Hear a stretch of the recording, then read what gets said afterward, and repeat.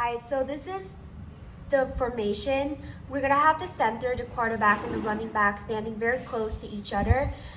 This will help to cover the sight of the defense team and also make it easier to do handoffs.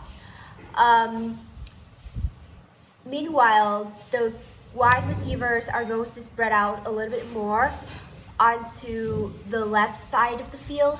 So the first thing that's going to happen is that the center is going to hand the ball to the quarterback, and the quarterback is going to pretend to hand the ball back to the center while the center is running towards a little bit towards like the right side of the field by this blue route here.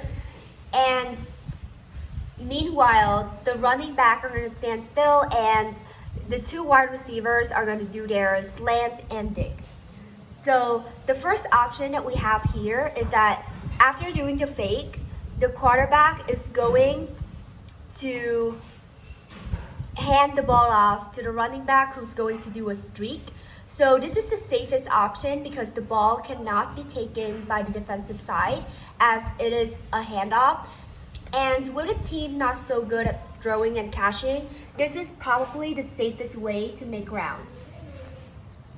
And also, this is like the best option for first downs, especially because when a line of scrimmage is still on the end zone, it is the safest to do a handoff and then run, because if interception happened, then it will be very easy for the other team to score a touchdown.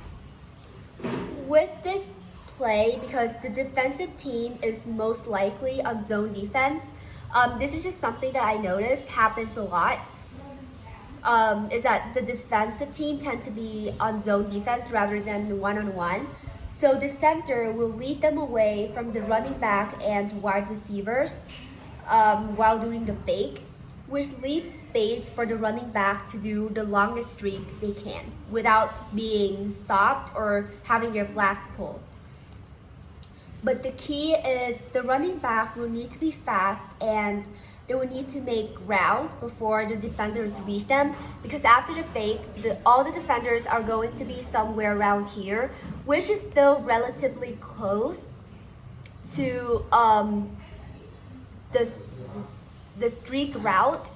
And if the running back is not fast, the defenders are going to be able to cover them before they get out of the line of scrimmage.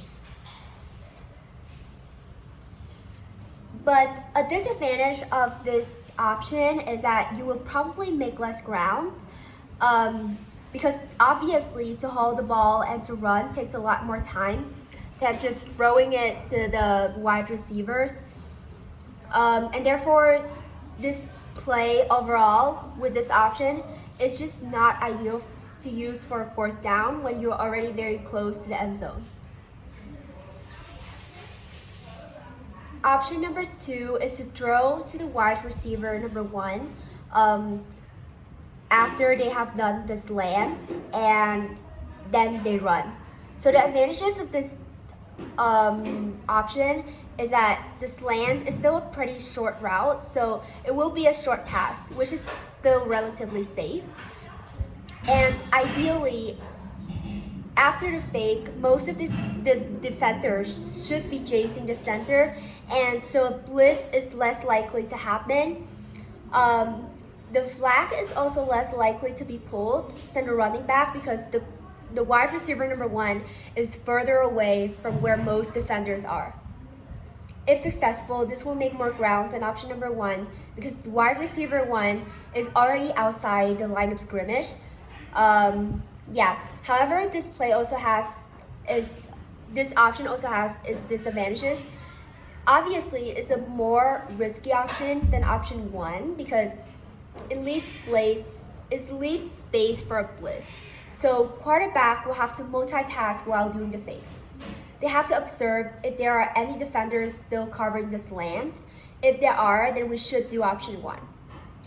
Wide receiver 1 will have to react fast as well because if they hesitate after catching the ball, their flag will be pulled right away, as the defenders are still relatively close to them.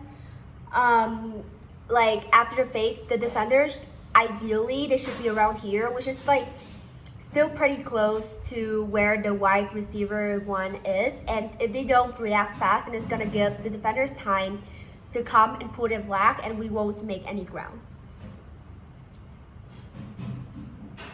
And why did they have to do a 45-degree turn? Well, that's because if they did not, and they just like ran straight up this way, then they would be a little too far away for the quarterback to make a solid throw, because obviously no one in our team is that good at like catching and throwing, so we have to put that in mind. And also,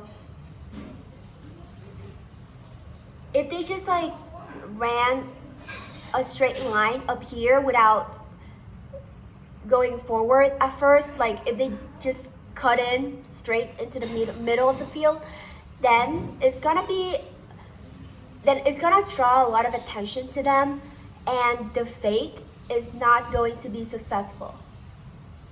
So yeah, we want to run forward at first to like draw less attention, and then we cut in, which will like decrease the distance between the quarterback and the wide receiver number one.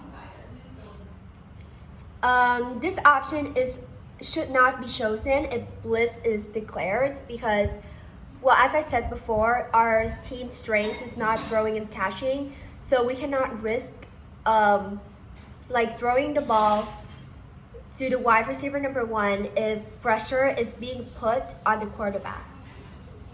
Option number 3 is the most risky one, and it should only be saved for the worst case scenario.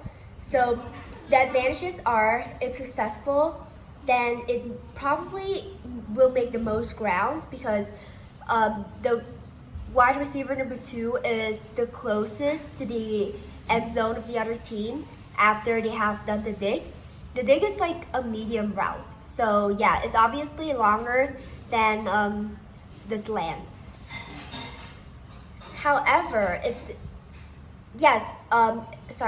the fake was unsuccessful, then defenders are still covering wide receiver 1 and the running back. Like they're gonna be somewhere around here still.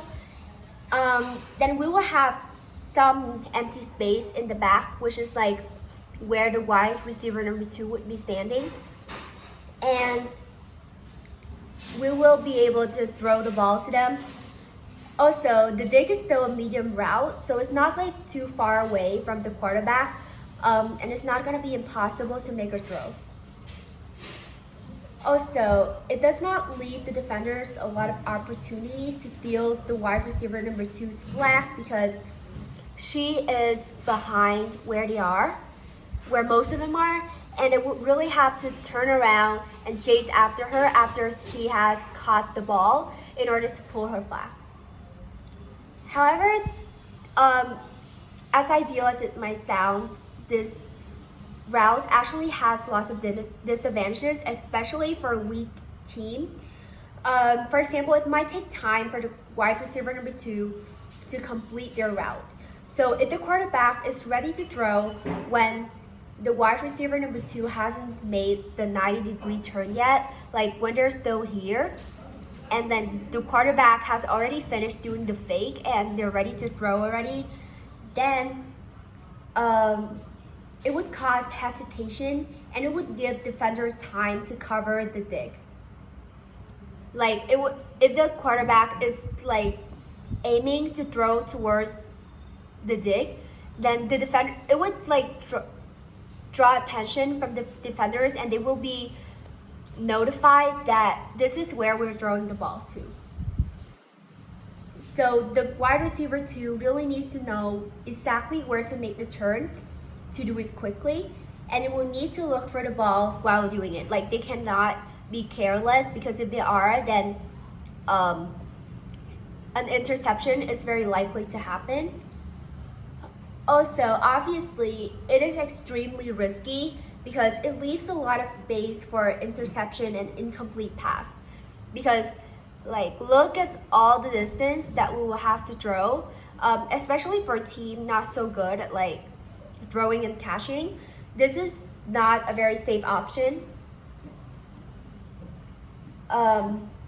Yeah, and obviously if blitz is declared, then this option cannot be chosen. And because if the pressure is put on the quarterback, then they will not be able to make a solid throw, which is something that we have to keep in mind, because my team hasn't succeeded a lot in like throwing and catching long distance or medium distance even. So like, yes, we will have to make sure that the quarterback and the wide receiver are prepared to make the throw and the catch. So yeah.